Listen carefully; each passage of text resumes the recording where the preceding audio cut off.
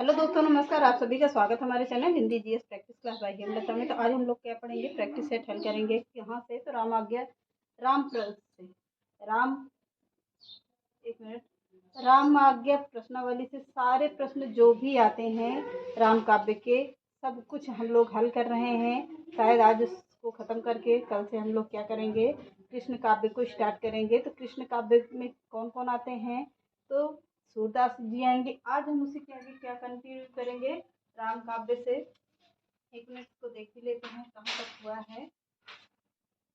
राम काव्य ही है। तो चलिए पहला प्रश्न देखते हैं। पहला प्रश्न, इसको मैंने क्या थ्योरी में लिखवाया हुआ है। तो जो प्रश्न जहाँ पे ना समझ में आए तो आप लोग थ्योरी देख लीजिएगा और उसमें पढ़ लीजिएगा, तब आप लोगों को ज़्यादा समझ में आएगा। इसमें तो हम लोग केवल प्रैक्टिस कर रहे हैं, तो प्रैक्टिस के ही हिसाब से ज़्यादातर प्रश्न लिखेंगे। तो तुलसीदास की किस रचना में संतों महंतों के लक्षण वर्णित हैं। अब प्रश्न कह रहा है कि तुलसीदास की किस रचना में संत की और महंतों का लक्षण वर्णित है। तो किस में है, चलिए देखते हैं। पहला लिख लीजिएगा, ऑप्शन करके देखिए कि एक के साथ चार इसमें लिखवाया है। फिर भी हम लोग आप लोग को हम प्रैक्टिस में इसको करवाएंगे ताकि आप लोगों को दोबारा समझ में आ जाए। ए ऑप्शन लिखिए वैराग्य संदीपिनी। दूसरा है रामाज्ञा प्रश्न या प्रश्नावली हो गया। तीसरा है सी ऑप्शन पार्वती मंगल। चौथा है क्या, जानकी मंगल। तो अब पूछता है प्रश्न की वैराग्य संदीपिनी कब की रचना है। कब की रचना है, तो 1559 से 60 ईस्वी की रचना है। इसमें क्या है, इसमें संतों और महंतों के लक्षण वर्णित किए गए हैं। किसमें, वैराग्य संदीपिनी में संतों और महंतों के लक्षण वर्णित किए गए हैं। फिर कौन आता है, राम आज्ञा प्रश्नवली। ये कब की रचना है, तो ये भी है कब की, 1559 से 60 ईस्वी की रचना है। इसमें क्या है, इसमें ज्योतिष से संबंधित रचना है। ज्योतिष से संबंधित रचना है यह। फिर देखिएगा पार्वती मंगल। तो पार्वती मंगल में क्या है, इसलिए आगे देखते हैं। उत्तर भारत में भक्ति का श्रेय किसे जाता है। भक्ति का श्रेय या प्रसार करने का श्रेय किसे जाता है, किसे जाता है या प्राप्त है, तो किसे होगा, रामानंद को होगा। आंसर लिखिए रामानंद। कौन होंगे, रामानंद होंगे। अगला प्रश्न देखिए, वेरी इंपॉर्टेंट प्रश्न है। कृष्ण गीतावली किसकी रचना है। कृष्ण गीतावली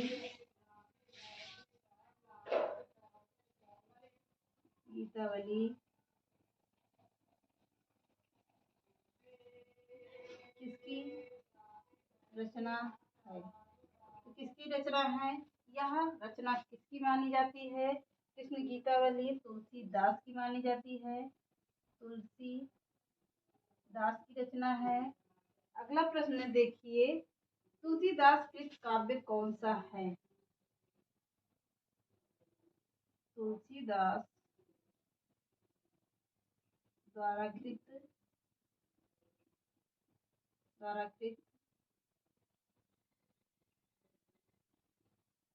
काव्य कौन सा है, काव्य कौन सा है, कौन सा काव्य होगा। कृष्ण गीतावली है, सीधा ऑप्शन पे चलते हैं, थ्योरी में करवाया है सब। कौन होगा, कृष्ण गीतावली है,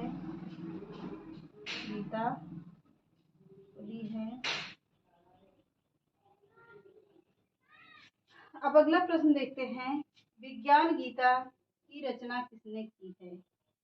वेरी इंपॉर्टेंट प्रश्न है, थ्योरी में इसको भी करवाया है। विज्ञान गीता रचना किसकी है,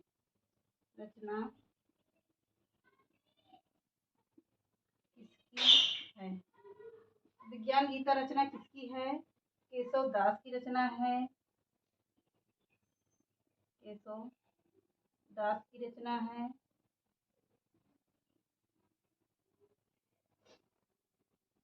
अगला प्रश्न देखिए, कौन सा अष्टछाप के कवि हैं? अष्टछाप के कवि किसे माना जाता है? तो सूरदास को माना जाता है। ऐसे ही डायरेक्ट लिख लीजिए, अष्टछाप का जहाज किसे कहा जाता है? या अष्टछाप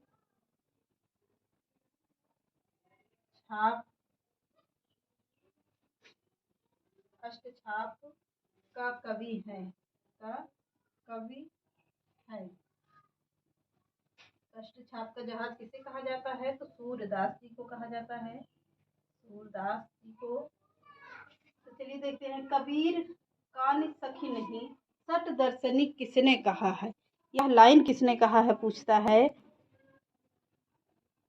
कबीर कान राखी नहीं सट दर्शनी किसने कहा है? तो नाभादास ने कहा है। अगला प्रश्न कह रहा है, गोस्वामी तुलसीदास की अंतिम रचना कौन सी है? तो गोस्वामी तुलसीदास की अंतिम रचना कौन सी है? हनुमान बाहुक रचना है। अगला प्रश्न देखिए, इनमें से कौन सी अवधी भाषा की नहीं है? कौन सी नहीं है? तो विनय पत्रिका अवधी भाषा की रचना नहीं है। अगला प्रश्न है, उत्तर भारत में भक्ति का प्रसार करने का श्रेय किसे प्राप्त है? तो किसे प्राप्त है? रामानंद जी को प्राप्त है। अगला प्रश्न देखिए, कृष्ण गीतावली किसकी रचना है? यह है तुलसीदास की। यह एक ऐसी मात्र रचना है जो किसने लिखा है? कृष्ण गीतावली से जो भी प्रश्न बनते हैं ज्यादातर सूरदास जी लिखे हुए हैं, लेकिन कृष्ण गीतावली ऐसी रचना है। जब कौन मिला था काशी में? तुलसीदास और सूरदास दोनों ने मिलकर अपने अपने भगवान का क्या किया था? बड़ाई किया था अपने अपने भगवान के बारे में, तब की रचना मानी जाती है कौन? कृष्ण गीतावली। तो किसकी हुई? तुलसीदास की। अगला प्रश्न देखिए, तुलसीदास द्वारा कृत काव्य कौन सा है? तो यह फिर से देख लीजिए, उधर हुआ है तो कृष्ण गीतावली है। विज्ञान गीता रचना किसकी है? यह रचना किसकी मानी जाती है? केशव दास की रचना है। अगला प्रश्न है, अष्टछाप का कवि किसे कहा जाता है? सूरदास जी को कहा जाता है। अगला देखिए, खेर कौतुकम किसकी रचना है? कौन सी? खेर कौतुकम। वेरी इंपॉर्टेंट प्रश्न है।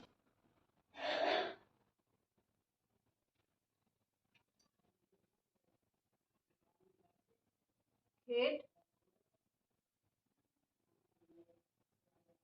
कौतुकम किसकी रचना है? खेर कौतुकम किसकी रचना मानी जाती है? तो यह है रहीम की रचना। किसकी? रहीम की रचना है या रहीमदास की रचना है। अगला प्रश्न देखते हैं, तुलसी की भक्ति का स्वरूप क्या है? तुलसीदास तुलसीदास का भक्ति का स्वरूप, तुलसीदास का भक्ति का स्वरूप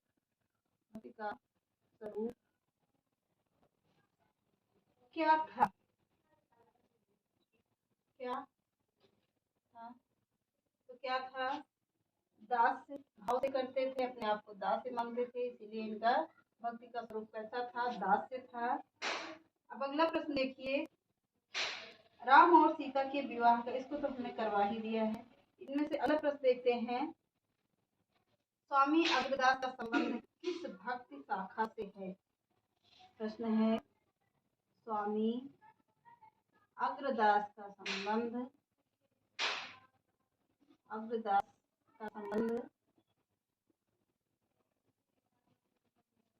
किस भक्ति शाखा से है? किस भक्ति शाखा से है? किस भक्ति शाखा से है? तो यह है राम भक्ति शाखा से है। राम भक्ति शाखा से है। अगला प्रश्न देखिए, अब लो नसानी अब नौ नसैयो पद के रचयिता कौन है? वेरी इंपॉर्टेंट प्रश्न है। अब लो अब लो अब लो नसानी अब लो नसानी अब न नसैयो अब ना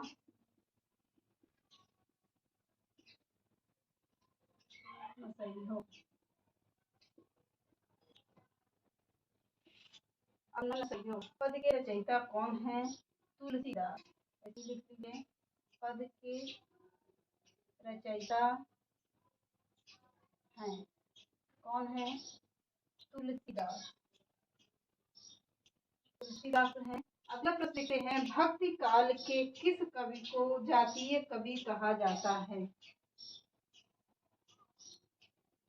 भक्ति काल के किस कवि को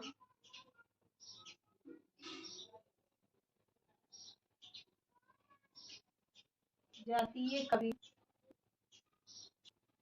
कहा जाता है?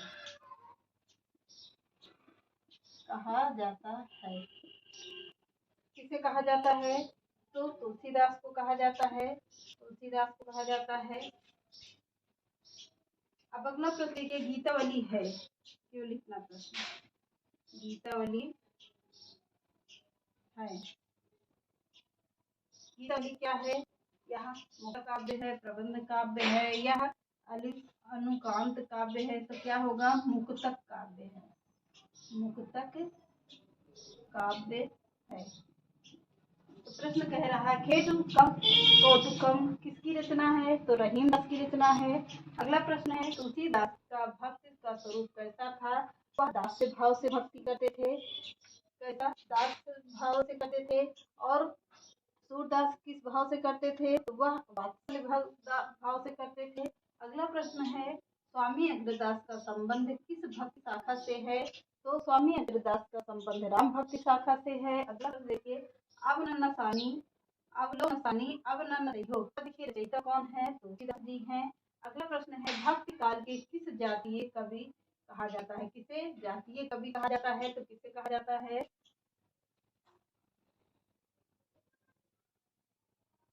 किसे कहा जाएगा? तुलसीदास जी को कहा जाता है, तुलसीदास